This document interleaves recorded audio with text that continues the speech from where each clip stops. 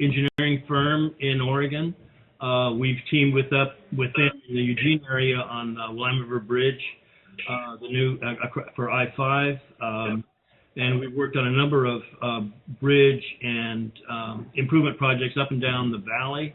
We also teamed with OBEC working at North Bend on the North Bend Boardwalk project. Cameron McCarthy has a strong connection to coastal communities. We have some active projects right now, and I believe OBEC as well on the Oregon coast. Currently, we're doing, I think we said in our RFP that we were doing the high school in Seaside. I just finished 3 park projects in Tillamook, and we're actively working on a proposal for taking another stage in some of the downtown development in Coos Bay. They've reached out to us to help look at helping with some projects there. So we're in the process of doing that. I want to, as a side note, and what makes me so excited about this project that, and I told this to Steve, I served in the Coast Guard for 4 years, stationed on the Oregon coast. I'm a petty officer boatswain's mate, and did all the ACE navigation. In fact, I probably jumped on that black and white 10-by buoy that's out in front of Port Orford, or there's the one in Chetco as well. But done a lot of that, and I was the boom operator, if you will, on the buoy tender. So I know what it's like to operate booms, and certainly in rainy and stormy, and windy, and conditions, moving heavy equipment and kind of working in a sea and a coastal environment. So I have a pretty good understanding of what that entails, and it really makes me excited, and our firm's excited to have an opportunity to work on this project, just because it's so unique. I think that's kind of like the most critical thing. We all love the Oregon coast. A lot of our members of our firm are very active at different places on the coast. I certainly love the southern Oregon coast, particularly with Gold Beach and Brookings and Port Orford for sure. Some of the more scenic and spectacular places to be kind of in Oregon. With regard to our proposal, we were fairly limited in what we could present, and we certainly have other project examples that we could share with you. But we did prepare, based upon your RFQ, the tasks and schedules associated with this project. You identified it as being about a 2-month process.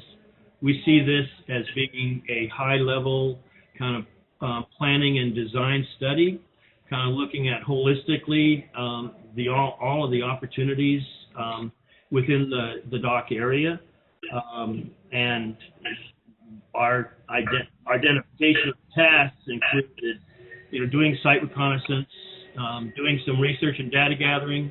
We understand that there's been geotechnical work, that there are topographic survey information and some environmental issues and things that have been collected and gathered.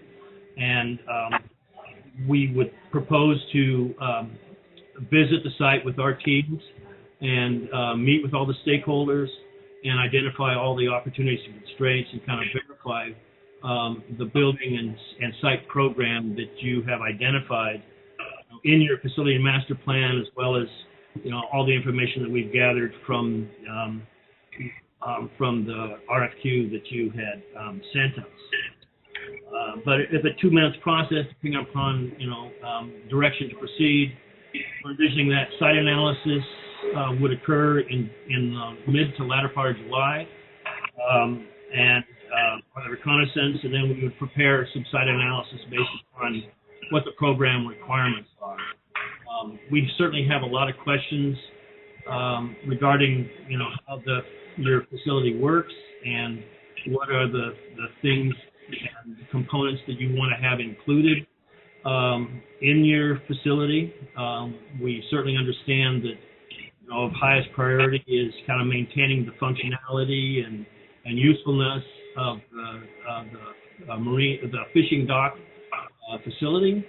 and that's critical to the success of this entire project. Looking at the site plan or the aerial of it, I mean, and talking to Annie in regard, I mean, I'm aware of the storm that occurred that kind of wiped out Griff's Cafe, and I think it was 2014, I believe, was when that big storm hit.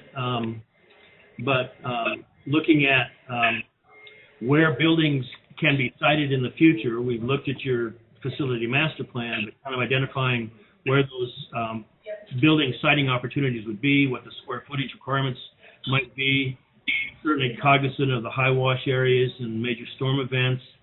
And I think it's critical to kind of look at all the program elements that you've listed, include, in addition to the the fisheries and all that work, but also the fish research work, recreational access to the port and to the beach, tourist and access to restaurants or other kinds of opportunities, within this really special environment. But in addition to doing the site analysis, then we would present our findings for that to determine what opportunities for building locations would occur and what are the best strategic opportunities for circulation and pathways.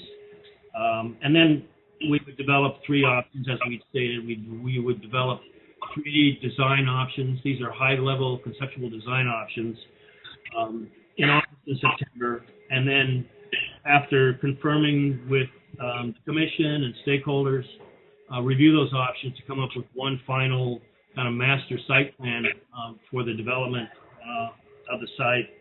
And in conjunction with that, knowing all of the environmental issues, where utilities are, where those construction activities might occur, come up with a final approved master plan and associated costs with that. Again, this is kind of at a high level. We're not talking about engineering, and documents for construction or anything like that. We've done a lot of site planning, looking at buildings for other communities, and the site planning associated with those, and bringing in, parking, circulation, vehicle access, protecting environmental components. We've done that on the University of Oregon campus for a number of site studies that we did for them. We just completed a year ago a site study looking at co-location of Lane County's courthouse, Eugene City Hall, looking at different opportunities of where those buildings would be sited. I think we're really particularly well qualified to kind of help you look at where new buildings may occur, where are there conflicts in terms of access and circulation. How do you activate the entire space but still maintain the ability to functionally let the fleet and the fishing industry kind of maintain a vital role in the community? We have tons of questions about different aspects of this facility, and certainly hopefully get to those. Again, I think the goal would be to have a final product for you by, say, early to mid-October. I know that you're in the process of obtaining some grants and some funding. That was part of the connections that we had with Annie. And if there are still opportunities to provide graphic images or materials or three-dimensional imagery that helps get the community or gets potential stakeholders or future investors excited about this project, that's another element that we can bring to the project, is to create some illustrative images that can get the community excited and get future investors excited about what those opportunities might occur. Colin, do you have anything to say? Or? No, I think you've done a good job covering the scope of work. I mean, Larry is going to be the principal in charge on the project and lead all of the design efforts. My work will be mostly on the production side, managing the project, making sure we're on schedule, putting together solid graphics and other documentation, and then working with OBEC on the identifying the permitting requirements, associated schedules, timelines, and putting together our cost estimates. So I'll be more on the production side. Stan, you want to talk a little bit about your role? Yeah, like I was mentioning earlier, we've got a lot of experience with wetland delineations and mitigations.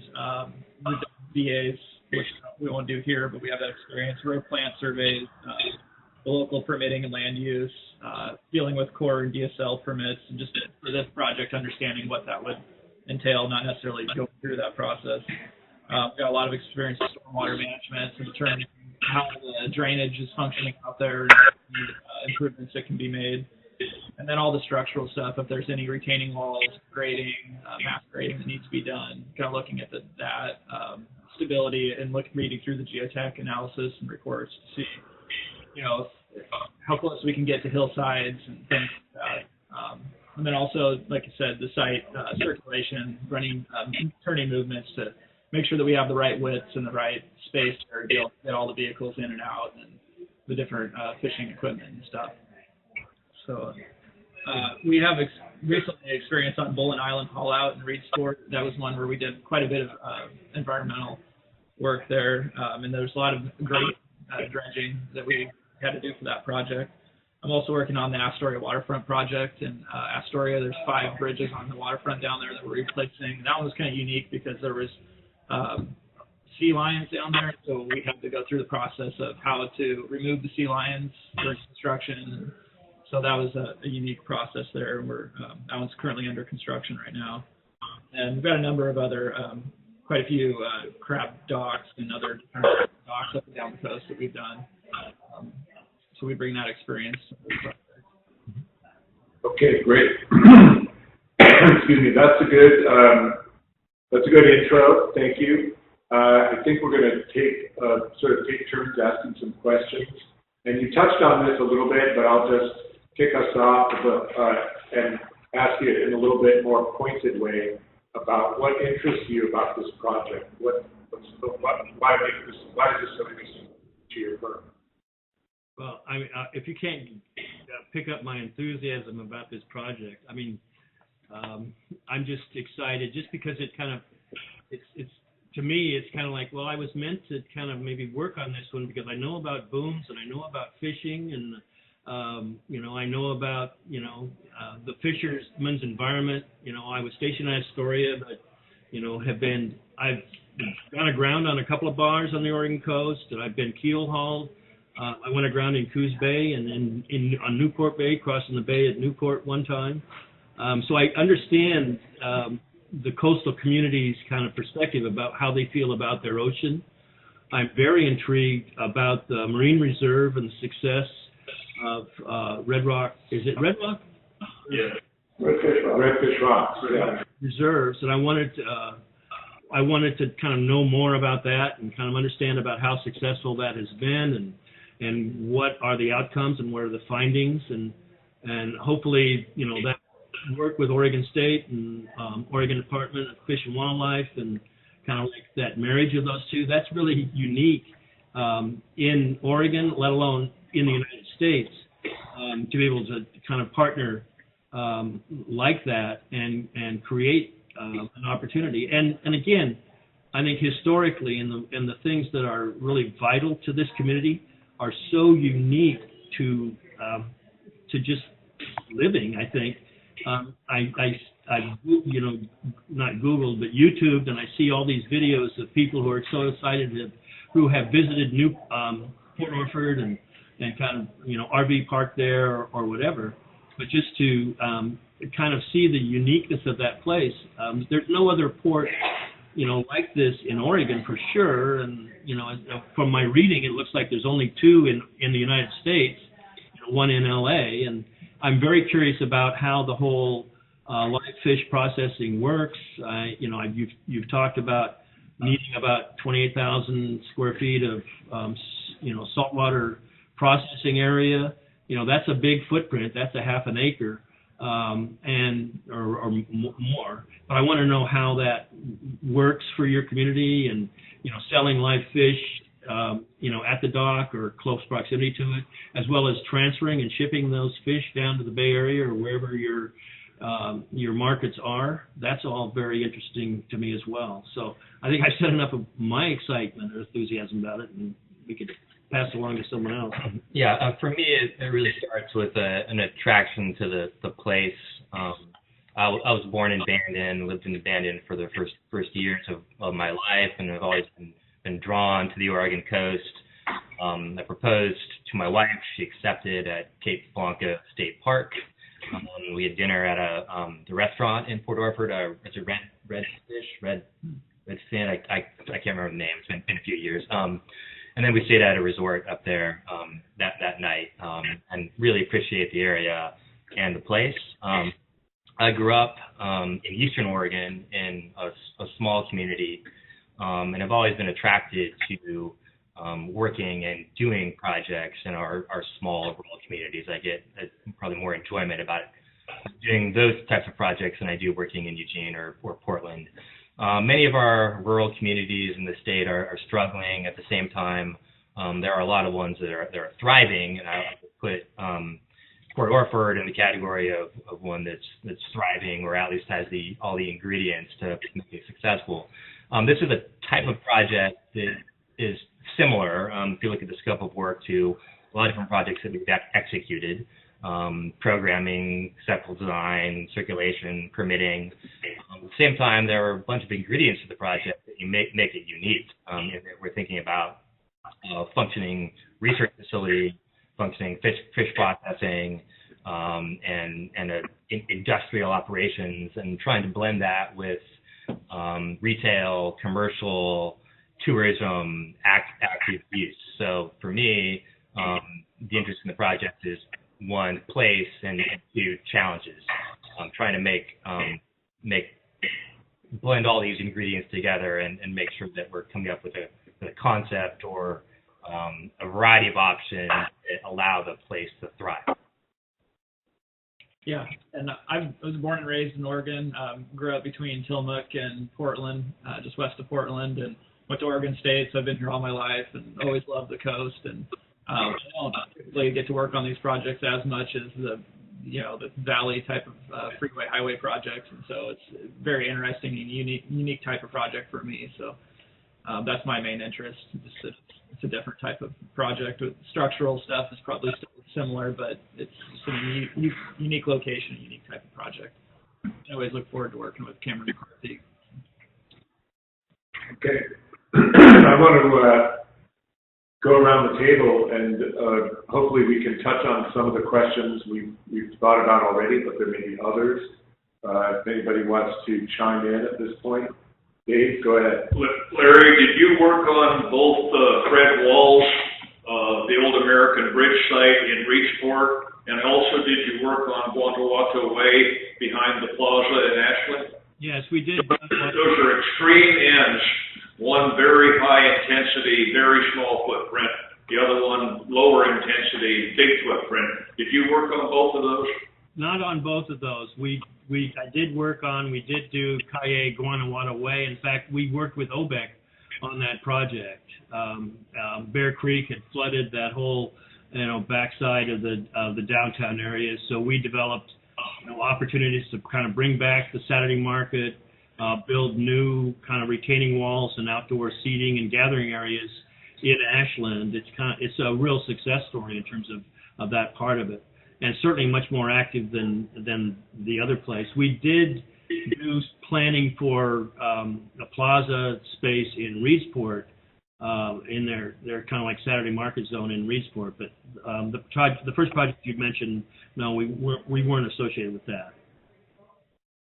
Thank you. I'm surprised that Fred Wall reached out to a firm of your capabilities for such a big industrial site, but I'm also very pleased that they did. I'm quite familiar with that site now and have visited there a number of times. And even though it has lots of room, there's lots of activity. So did you help with the processing and the flow and how it all works? At the Calle? He did not do very well. Which project are we talking about? I'm sorry. Well, it says right here you did. Oh, I'm sorry. On the Bolin Island. Bolin Island. Fred Wall on the back of the page. Bolin Island. On page 2. That's a reference. Yeah, that was one of That's ours. an OBEC project. Yeah. Okay. Yeah. Okay, cool. Yeah, so we work mostly on the actual haul out facility there, and a lot of environmental work on that project. Not so much with the operation of the facility itself, mostly the structural design of the haul out structure itself. How about your other 2 team members, Ellen McQueen and Kelsey Zellner? Are they going to be involved? Yeah, they're not, well, Allie, unfortunately, she's architect trained, and subsequently, between the time we submitted this proposal, she received an offer and accepted an offer with a firm here in Eugene. So she will not be working on this project. Kelsey, who is a planner in our office, will help Colin, assist with Colin in terms of managing the project's kind of daily communication, kind of report writing, kind of a summary, kind of coordinating the graphics and presentation materials, cost estimate that we would prepare. So Kelsey will be a key member. She's not in the office today. Also listed is Nick Robertson, who unfortunately could not attend. And Nick, as well as Stan, will provide the resources that we would need and collaborate with OBEC on that project. So we haven't. There might be one other person that we bring into the fold to help work on it to replace Allie. We haven't really determined who that person is yet. But if we're successful in having you give us this, award us this project, that person will be coming with us to our first meeting in Port Orford to meet with everyone. Thank you, Larry. Gary? I may have missed it, but how many times would you anticipate being down here? And would it be kind of a town hall meeting where the public would be invited for their input? Yeah, I mean, it's about a 4-month process. I mean, I see it's being down there monthly, definitely for site reconnaissance and presentation of draft and final design options. Yeah, we're open to the best way to collect feedback and get input on whatever we come up with. And we do a lot of town hall meetings, a lot of open house meetings. I think that would be a successful approach if we were to take the design options out into a meeting. We want to have those vetted by you and by the board first before we do that. So I think we're looking probably 4 to 5 trips down there over and monthly, maybe there may be a couple of months before we're down there twice a month. And that might coincide with when the commission meets. We can certainly tailor our deliveries with the entire board being able to review that. We certainly want to provide materials, if it's so desired, to have available to the community at large. I'm sure there's a lot of people that would be interested in what is transpiring and what is being developed and discussed, and we want to be able to provide those opportunities. So we just need to kind of figure out exactly, what is the scope that you're looking for and tailor our services to fit the needs of your community.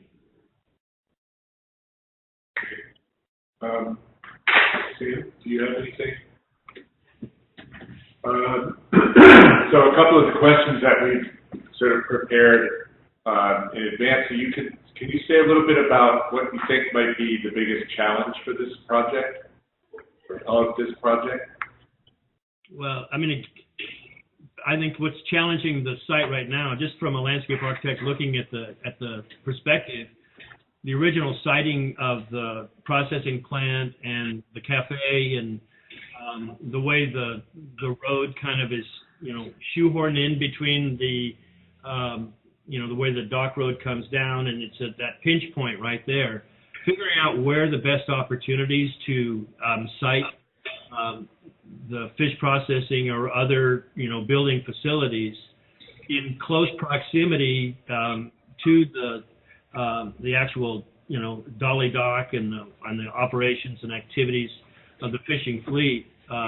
That's the biggest challenge, is to kind of figure out where those buildings would occur relative to this high wash area. I mean, obviously a lot of damage occurred to the dock area in some storm events, and we want to make sure that we don't visit that again. We also need to think about siting of buildings to take advantage of the scenic opportunities. It appears right now that most of the buildings kind of were sited and, either with not really experiencing the great views that can go out across, the harbor and see, and so orienting the buildings associated with that, so you can create a sense of arrival, a sense of connectivity between one use and the next.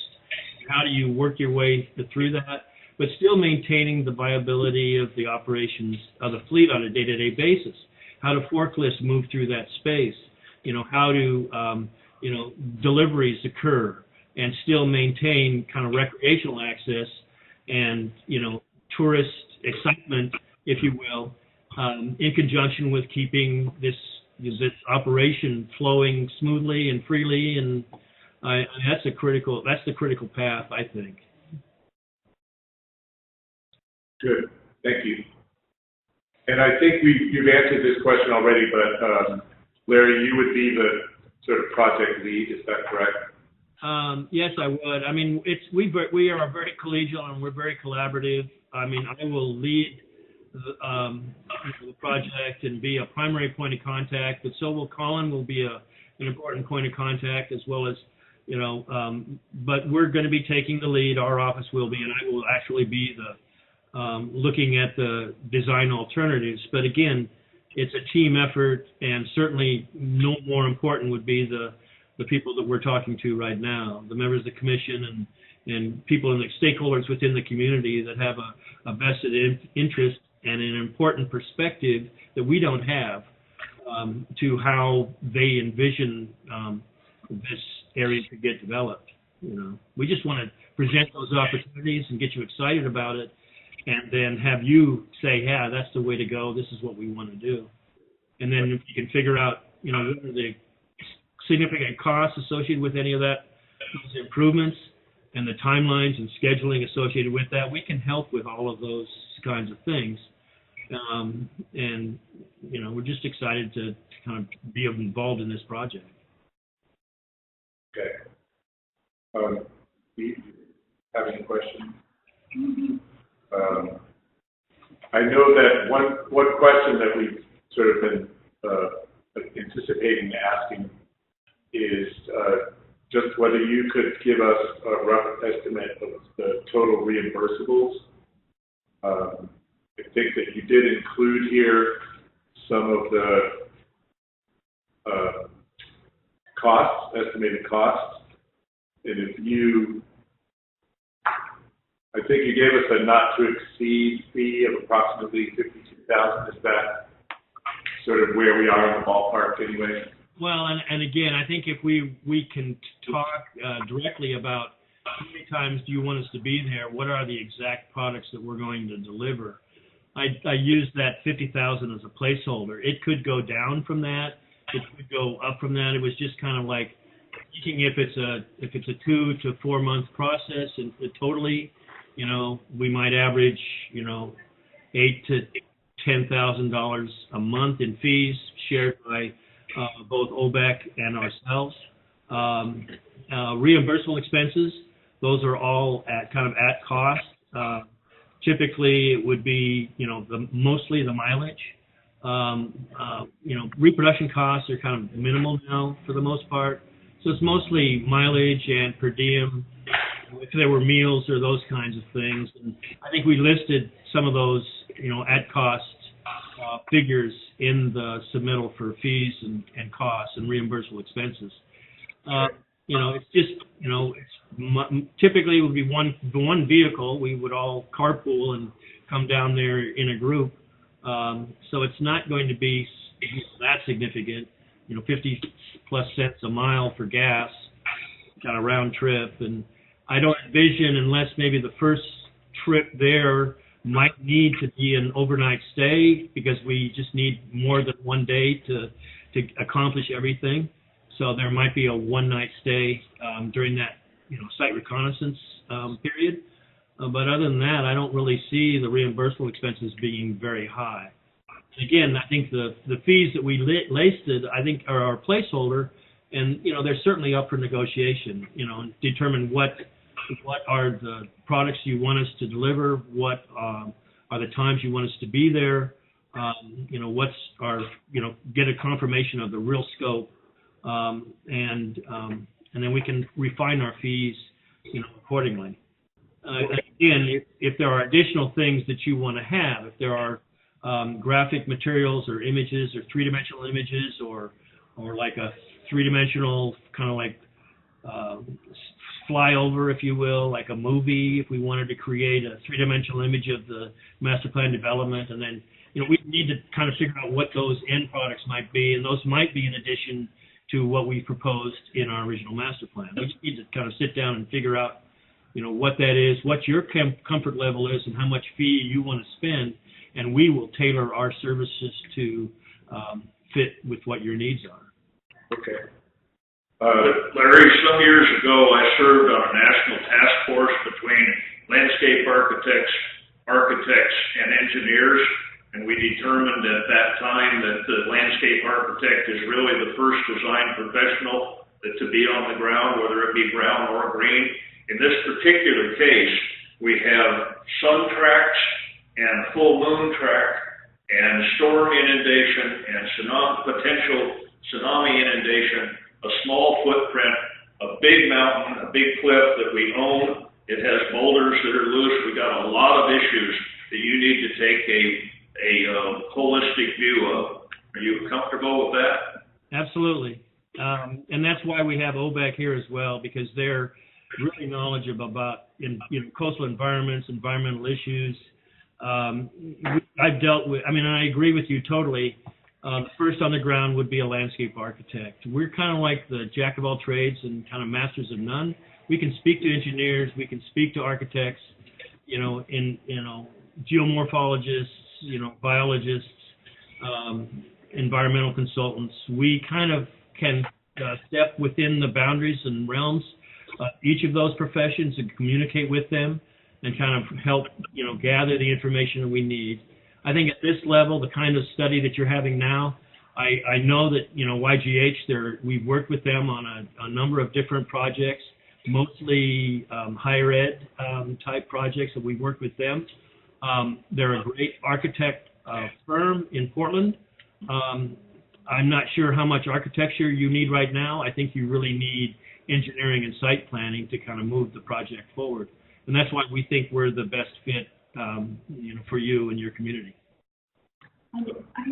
Yeah, go ahead. Well, just to finish that, I was there on behalf of NCEES because I was on the State Board of Engineering Examiners at that time. Now Osbeil, Georgia State Board of Examiners for Engineering Land Surveying. But so as a registered engineer, that was many years ago. I was in my late 20s, but it was a concept that has proven itself time and time again, because you have specific training for those kinds of issues. Well, absolutely, and I think site grading, making sure things are universally accessible for all, participants and stakeholders within the facility. So I think, so obviously landscape architects think about grading, they think about soils, they think about erosion, they think about, stormwater, plant communities, wind, solar access, all of those environmental issues are kind of like our bread and butter. That's what we kind of deal with on a daily basis. Thank you. Annie, go ahead. And just so everybody knows, time check, 10 minutes. Okay, I'll be brief. Both in terms of your being able to control fees and in terms of getting rolling if we were to select you, I know that one of the biggest factors that can affect your ability to work, anyone's ability to work, is the ability of the client to communicate clearly to you what the client wants and decisions and priorities that the client has set. So I'm curious to know what additional information you would expect to have this client have decided or prepared or be working on for you if you were to take this job. What more information would you need other than what is already available from the RFP? And I don't mean to imply that the RFP gave you everything you needed. I'm just curious to know what more this client, for example, could have ready or should be thinking about getting ready in order for someone to tackle this project. Well, I mean, certainly we have, I'm assuming it's a somewhat comprehensive topographic survey or of the site. We certainly have that, we have that drawing already. And the geotechnical report, those are critical, to have. More important is to make sure that, your group has a primary point of contact and a person that we can kind of reach out to on a daily basis. We would probably envision that we would have at least, a weekly conference, kind of video conference check-in with whether that's Steve or with whether it's some member of the commission or someone that you appoint. I think it's critical that we have kind of like a daily or, contact person to help, move this process forward. And it's fairly fluid and we can kind of update and as things evolve or change. I'm not sure, we have aerials, we have topo, we have, I'm not sure how much, I know that you had excluded utilities as a component that we needed to consider, but certainly, or new utilities, I think, in terms of servicing the new facilities, but we certainly need to know, where utilities are currently on the site, if they need to be relocated because we're going to be siting buildings in places where certain utilities are located now. We need to know about that because there could be some prohibitive cost issues associated with relocating facilities to make this thing work. So kind of like everything in the ground that we can know about, that you think would be of benefit to us. And I don't believe there is no in-water work associated with this project. Is that correct? We're not doing anything in the water per se. It's all up above that. But we certainly need to understand, the tides, and that's why we have HOBAC here, and storm events, and high wash areas, and all of the environmental and siting issues that will be a challenge to us. So if there's information that you feel like would be a benefit, I can't think of it offhand, but I'll bet you the first time we come and meet and start talking about the facility and what the program is and the spatial requirements for those things, there'll be some other things that come up. And if we have a person on your team, because we really, it's our team now, it would be our team, but someone who could get information to us in a timely manner, then we can continue to move forward and meet the schedule and time that you would want to see. And I'll just add that we've spent some time reviewing your 2008 facilities master plan, and we know that plans need to be adaptable, need to change. I suspect that you've had some operational changes and maybe some environmental changes since that plan was developed. So I'd first like to start more time reviewing that, and then having a discussion about what ideas or layouts, operational things in that are still valid and what need to be revisited or changed. And then there's a whole other local land use planning framework that we need to take a look at and understand, as well as reviewing our statewide planning goals and any other environmental considerations. Okay. We're running on time, I know. Yeah. Last 5 minutes, unless anyone has any other questions. Do you guys have any final questions for us? I think you touched on, we talked a little bit about just working together, sort of being a remote site, and you guys have touched on that already. But is there anything else that you want to ask us in these last few minutes? I would, Tom, and you probably can speak to this more than anybody.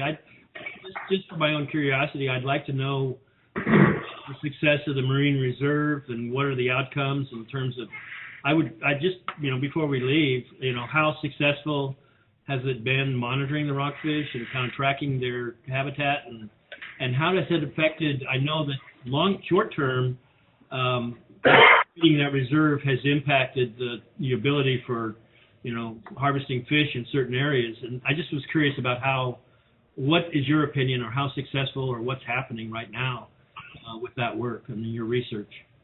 Well, I'm just going to say that's another whole seminar. Okay. Unfortunately, 4 minutes really doesn't really give us time to cover all that. You could start. But what I can say is that, and I say this generally to almost all audiences when that question comes up, and I think it's very telling to know that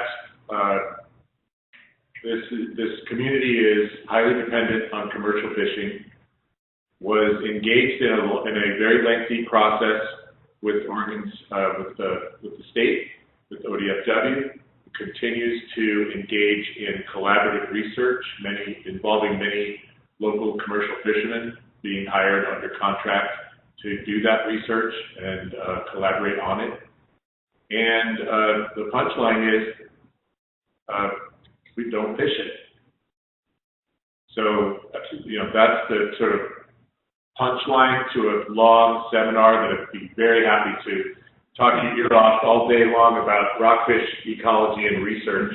But I think it's really important to recognize that the community has engaged in that process, the planning, execution, ongoing monitoring, research, and the most fundamental sort of piece that a lot of people skip over is that they don't fish it. Right. So I think it's really important to recognize that, acknowledge it, value it, and continue to engage researchers and fishermen. I'm sorry that our commissioner, Brett Webb, is not here because he is a commercial fisherman, and Brett and I talk a lot about the importance of maintaining a productive relationship between researchers and commercial fishermen, and we're pretty committed to that. Well, that's obvious. Obviously, I think Port Orford is certainly a unique community to embrace and accept those sustainable, ideas and thoughts about their community, and it's very commendable as far as we're concerned, and we're just happy to be, if we get the opportunity to be a part of kind of making Port Orford a success in as many ways as we can find for them. Okay, and I'll just leave you with this thought. The state legislature will be doing a review in 2023 of the entire Marine Reserve program. ODFW is currently in the process of wrapping up their monitoring efforts, and so stay tuned. These are long-lived species that are the target of protection. There's a lot of sort of analysis that's going to need to be done, and in the long run, it's going to be a decades-long answer to that question versus a 5-year answer. Right. So stay tuned. I was also curious. I know rockfish obviously is an important resource, and I know crab season obviously, in the November, October, November, December period, getting ready for it and then actually doing the harvesting. I was curious about other fishing opportunities. Do they capture sea urchins here? Do they do that at all, or? Yeah, Port Orford is actually sort of the epicenter of the urchin fishery. Okay. Because the Orford Reef is probably the most productive reef for that fishery, for sure. Okay. Are there any others besides the 3 that I mentioned, or? Well, crab is our big money maker. Right. Urchin is the live fish. And there's a Dulce company that's started up. Yeah. Which is a seaweed. Yeah. Tastes like. So, I mean, again, all this stuff is fascinating to us, and kind of figuring out, where the economy lies, and kind of how do we reinforce the success of what you're trying to do down there, and kind of bring some new thoughts or ideas about how things might be organized to make it even more successful. So that's what we're excited about. Well, unless there's any final thoughts, I'm sorry, but we have to end here. What's the cross street on Broadway where your office is? Pearl, we're between Pearl and Oak on Broadway. So we're in the old Quackenbush building, which is an old mercantile building, and we take the top floor of this. We're in the heart of downtown Eugene. Okay, well, we know where to find you. Okay. Again, we'll be reviewing this as a group, making again a recommendation to the full commission and looping in our absent colleague. And we'll meet next Tuesday, and you should hear something from us next week, middle of next week, I'm going to say. And Steve will be in touch with you guys. Very good. We appreciate the opportunity, and I'm glad we could meet, and hopefully we'll be meeting again face-to-face very soon. Yeah, thanks again for making the time and your interest in the proposal, and hope you guys have a great day. Thank you. Okay, thank you. You too. Okay.